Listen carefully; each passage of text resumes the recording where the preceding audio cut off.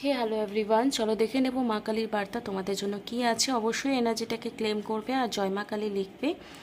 তো 11 তারিখের জন্য বা যখনই তোমরা দেখো তখন তোমার জন্য মা কালীর বার্তা কি রয়েছে। তো এটা হচ্ছে have faith in your dreams. তো তুমি যদি মা তোমায় এটাই বলতে চাইছেন, যদি কিছু চাইছো তো নিজের স্বপ্নটাকে বিশ্বাস করতে শেখো যে আমি এটা অ্যাচিভ করে নেব। তুমি যদি ওখানে ডাউটফুল এনার্জি রাখো তাহলে তোমার যা স্বপ্ন আছে সেটা কোনোদিনই পূরণ হবে না। সেটা টাকা হোক, লাইফে সেটেল হওয়া হোক, কোনো মেয়ে হোক, ছেলে হোক, গাড়ি হোক, টাকা হোক, বাড়ি হোক, বা হেলথ হোক, এনিথিং।